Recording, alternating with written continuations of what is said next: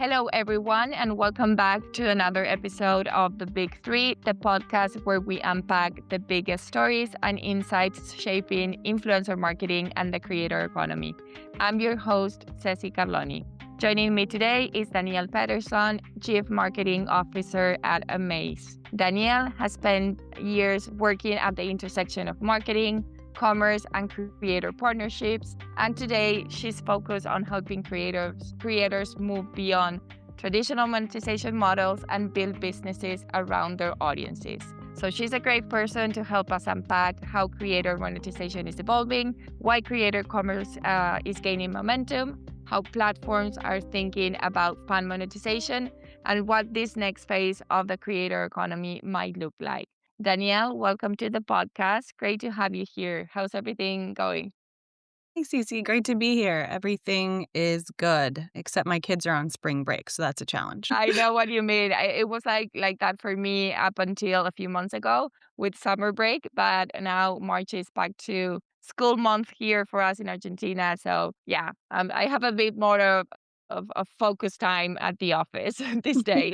You know how Like, I feel. exactly. Danielle, it's a pleasure having you here today. And I would like to kick things off with, with not an introduction, but if you can tell us a bit more about what your role as CMO at Amaze looks like today. Of course, yeah. So I lead marketing, of course, as well as growth and creative services at Amaze. If you think about it, my team actually sits sort of at the intersection of a bunch of different things. So the creators themselves, the brands that we house and offer, Yeah. the product, and then, of course, revenue. So we're thinking about how to acquire and activate creators, how to help them actually succeed beyond just the sign up, and then how to build demand for them on the fan side of things. So a big part of my role right now is shaping how Amaze shows up in the market and as more than just a tool for creators, but really an entire operating system that helps creators turn their moments that they have, their viral moments in their content into businesses. And that requires pretty tight alignment across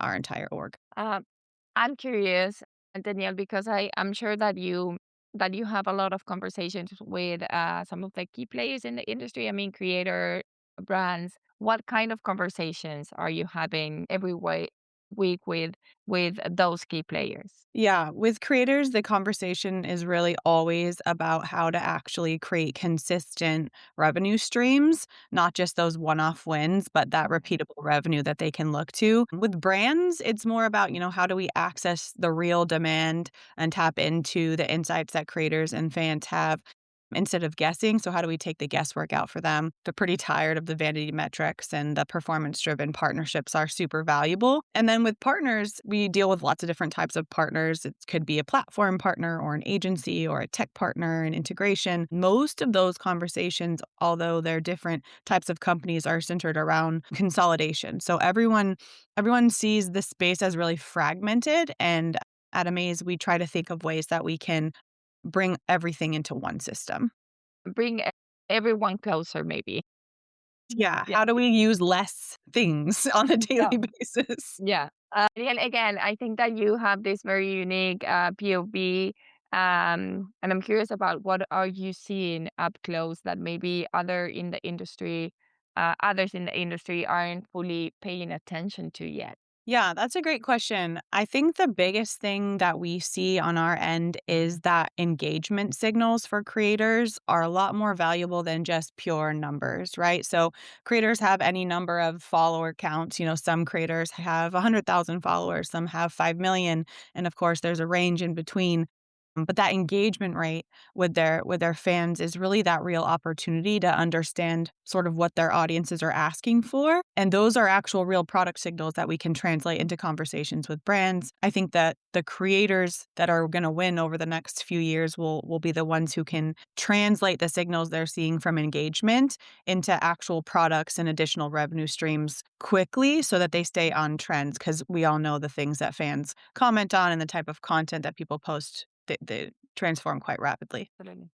Daniel, before we start discussing the main topic of today's episode, which is creator monetization, creator commerce, I want to, sort of take a step back to set the big picture conversation. When you look at the creator economy today, Where do you think we are in its evolution? I think that we're in a bit of a transition phase, and kinda coming Okay. into it, and the first wave was sort of that attention. Creators were really focused on building their audiences. That second wave, which we'll speak to today, is more around the monetization side of things or, brand deals, sponsorships. How do I make money with this audience that I've built? I think now we're kind of entering the third wave, or what I'm calling a third wave, which is ownership of the brand itself that a creator has built. Creators are starting to really realize that attention without ownership really limits their ability to grow an actual business and a brand. Yeah.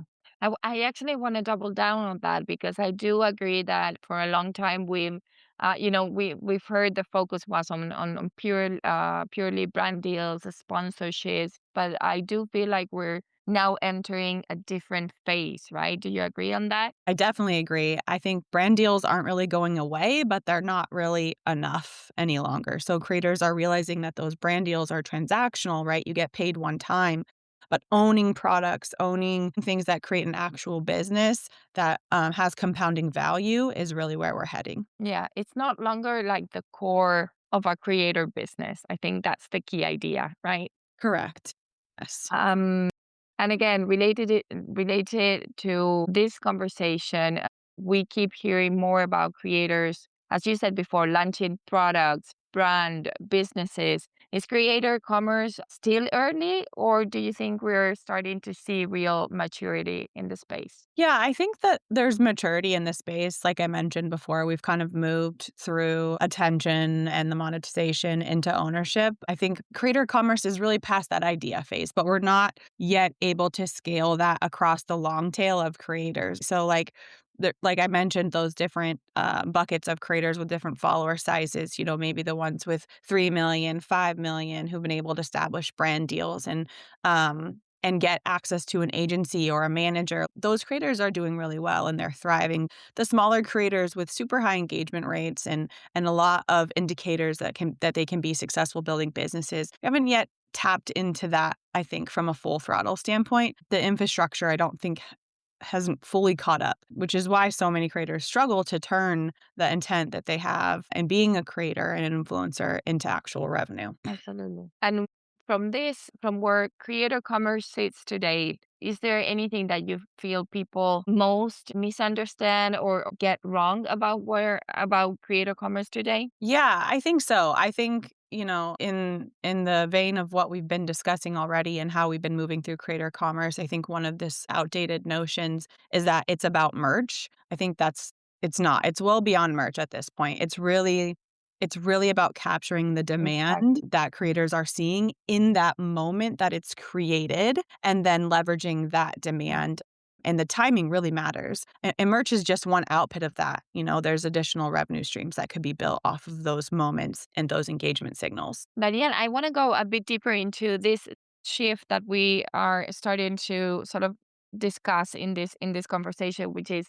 from influence to entrepreneurship, right? Do you think creators are approaching monetization differently than they did even 3 or 4 years ago? I know we slightly covered this when we were discussing the brand deals as no longer being the structure for the creators monetization. Yeah, I think that there's a major shift from that passive mindset to an intentional mindset.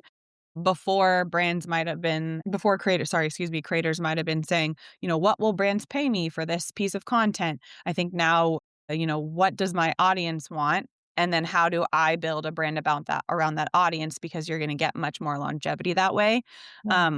The stability, the consistency. I think brand deals are a bit unpredictable. Obviously, algorithms change and are a huge part of that. And then the revenue fluctuations for a creator are quite strong when you think about, some months they have a lot of brand deals and some they might not. So creators having more control over their income and their future specifically is a large trend. And I think a large way they're starting to think about Yeah. monetization. I want to go back to your role at CMO, Amaze as a CMO, and that you mentioned you're in constant communication with creators. From those conversations that you mentioned before, what do you think is driving them to think more like entrepreneurs today? I think so much, such a It's a combination. combination, yeah.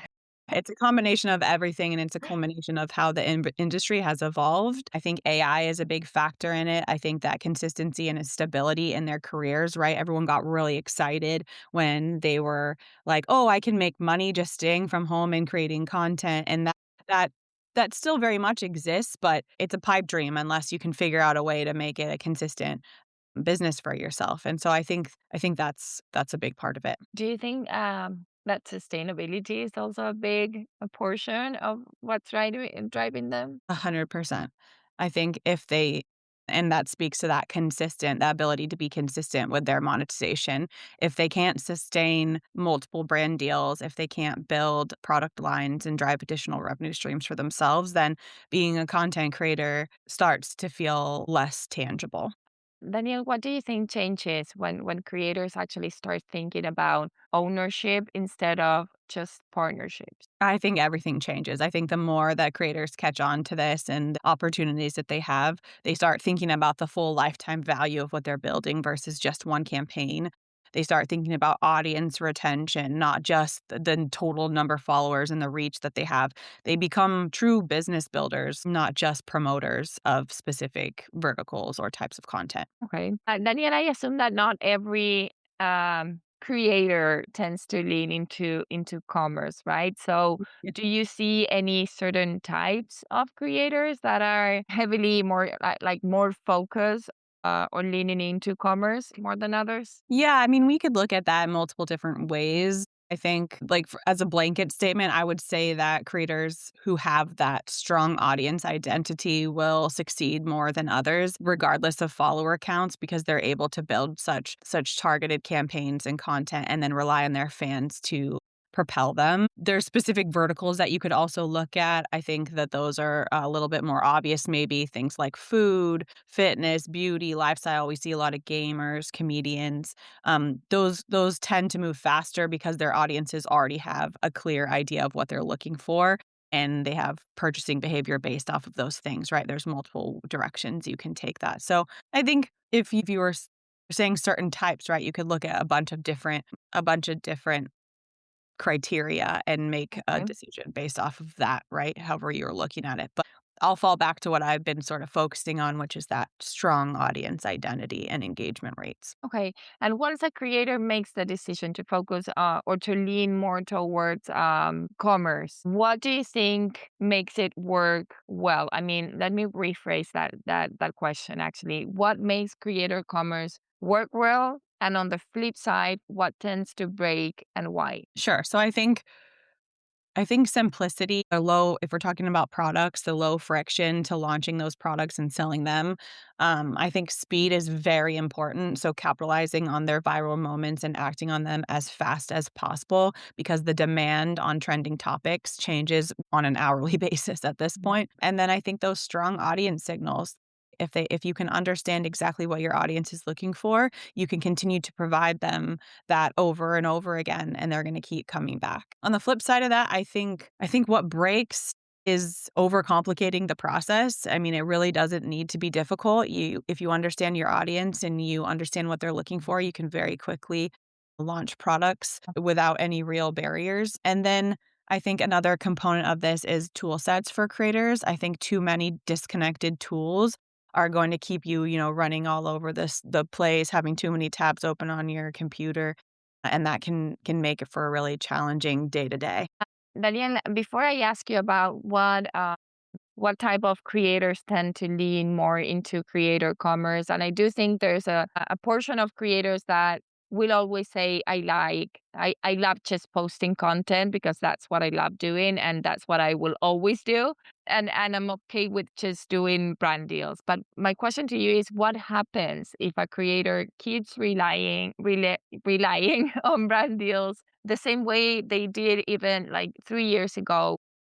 What's Yeah, they're just gonna plateau, right? No matter how much potential they have. I think they'll still make money and that might be okay with them, right? So some creators are okay with making, and supporting themselves with an actual career, and then they make money on the side and that will work for them. But I think they won't be able to really build something with real equity or long-term value. They're brand as a creator won't be able to evolve into an actual sustainable business. 100%.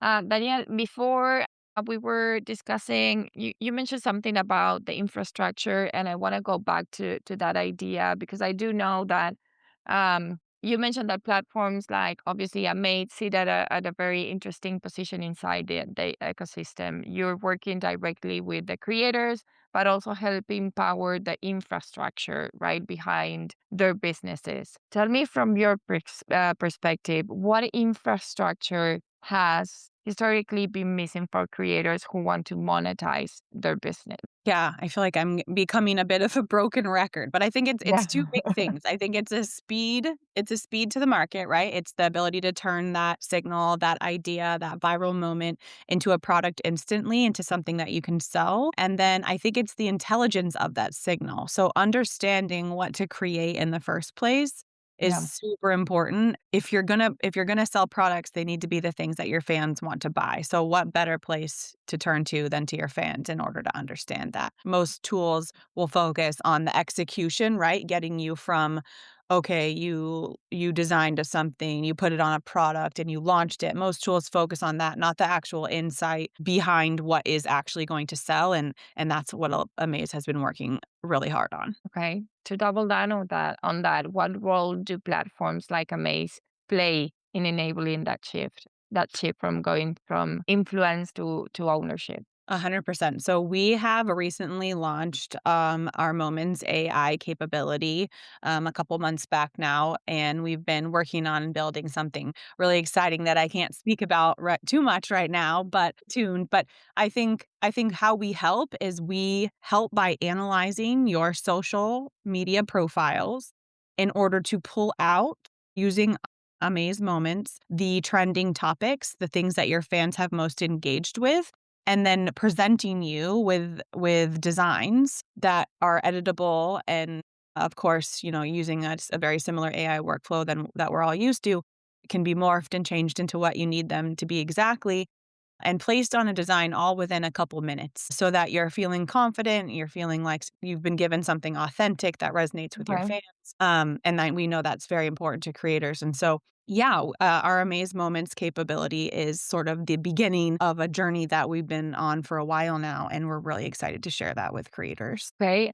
I'm pretty sure you also mentioned that you're exploring areas like data monetization and deeper vertical integrations across categories like lifestyle, beauty, and fitness, right? Why are those areas becoming so important right now? Yeah, I think so. Creators need the specific tools and brands need better data. So we have a platform that generates a multitude of data on a daily basis. Creators come, they sign up, they launch products, they sell them to fans, fans buy those products. So then we've got a really interesting intersection of creator data and then the purchase data that we're able to package up and serve to brands where they can justify spend because they know more going into their ad campaign. So data is really what connects the creators and the fans, and data monetization will start to be really important as we move forward with creators. Danielle, you just mentioned the brands. We've been talking a lot about the creators. Let's bring the brands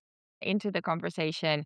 How should brands think about creators in a world where more creators are launching their own businesses? Yeah, of course. This is so important. So I think brands should start to think about creators no longer as just that distribution and that additional reach, but more as operators and business owners themselves. And I think the best partnerships will Exactly. start to treat them that way because you're going to get more. You're not going to get, a video that you can tag the creator in and that the creator can share on their social and be one and done. Where you're going to get recurring reach and increase conversion rates because you're able to target your audience more effectively. And so allowing creators to morph and change just as any brand would, I think is really important. Yeah. So it's safe to say that the relationship between them are changing, right? Yeah, 100%. It's becoming, I think, a lot more balanced, and creators have a lot more to bring to the table, and they have a lot more leverage because they own the audience relationship, which is what the brands are trying to tap into. And creators are starting to notice that more. Is there anything that you think brands still misunderstand about creator monetization today? Yeah, I think kind of circling back and tying this all together, I think brands still over index on the reach factor versus the intent of the audience. A smaller, highly engaged creator can drive a lot more revenue than a massive one with not a lot of engagement from their fans. And I think those large, million, 2 million, 10 million creators, those numbers look really sexy to brands, right? But if the engagement rates are low on their platform, then you're probably not going to get as much out of it as you want. Danielle, I think my next question goes back to the change or the evolution between in the brand creator relationship. If creator commerce continues to mature, how should brands rethink their role in the ecosystem? Yeah, I think they should start to think of themselves more as collaborators with creators and influencers and less as Okay. just pure advertisers. The goal isn't just exposure. That's a smaller way of thinking about it. I think it's building products and experiences with the creators they have relationships that are going to create that. That's what's going to create the compounding value for them as a brand. And those relationships with creators really matter Okay. versus the one-time content posts and things. All right. Let me ask you this last question to wrap up the section, a conversation about the brands. What do you think the most forward thinking brands seem to understand right now that others don't? Sure. I think this is a great question to sort of tie up everything in a neat little bow, right? The Yeah. brands that are doing this in a forward thinking way understand that creators are one, a distribution channel, two, a product engine in and of themselves, and a data source all in one package versus, brands continuing to think about them as just a distribution. No. No.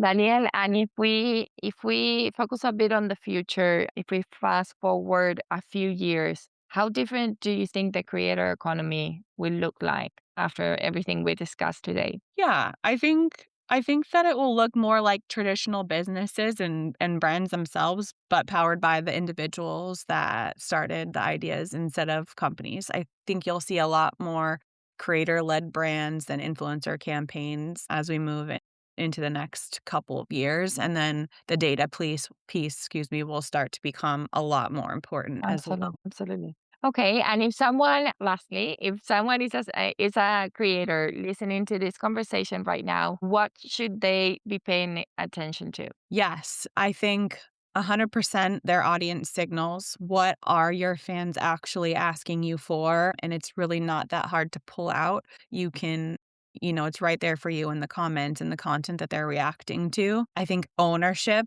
What can creators build that's actually theirs and then they can own? And then speed. How quickly are they able to act on a trending viral moment, That's and it. capitalize on that? The creators that are going to win, I think, moving forward, they're not just going to be creating content. They're building entire systems around the content and their audience. Absolutely.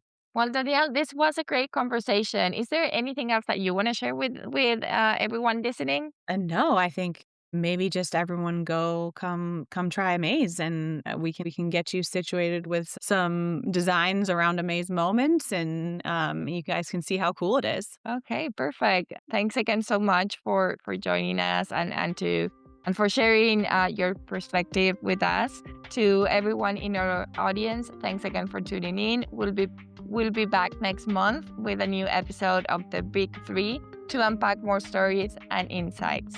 Talk soon.